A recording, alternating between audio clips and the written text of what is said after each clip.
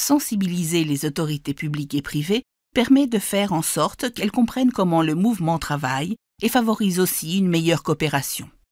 Par exemple, leur expliquer le rôle d'auxiliaire des sociétés nationales et l'action menée par celles-ci est important pour bâtir de bonnes relations de travail.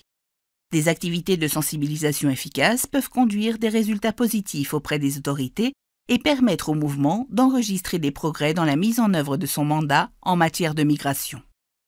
Sa présence dans 190 pays d'origine, de transit et de destination donne l'avantage au mouvement de pouvoir plaider en faveur d'une réponse humanitaire à la migration au niveau local, national et mondial. En outre, le rôle des sociétés nationales en tant qu'auxiliaires des pouvoirs publics dans le domaine humanitaire procure au mouvement des occasions précieuses d'influencer les priorités de l'action humanitaire. Qu'ils mettent l'accent sur les vulnérabilités des citoyens, des migrants ou des communautés d'origine, le mouvement coopère avec les décideurs locaux et nationaux en vue d'élaborer des politiques, des lois et des programmes de nature à préserver la dignité humaine, à assurer la sécurité, à promouvoir la résilience et à favoriser l'inclusion.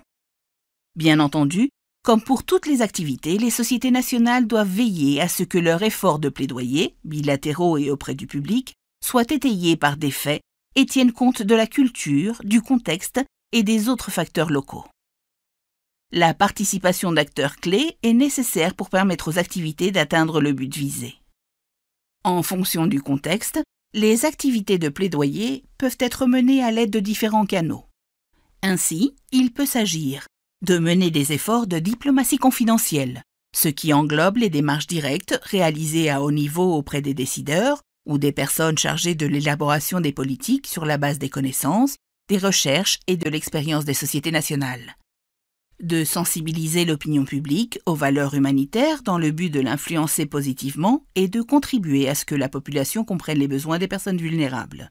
De mener des campagnes publiques visant à convaincre la population de la nécessité de prendre certaines mesures et actions pour influencer les législateurs et à la mobiliser à cet égard.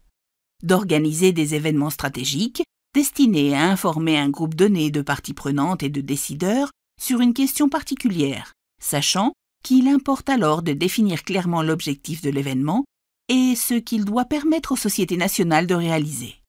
De mener des efforts de sensibilisation de la base, lesquels consistent à associer la communauté locale afin de mobiliser des élus sur certaines questions humanitaires, l'objectif étant d'influencer l'action au niveau local et national.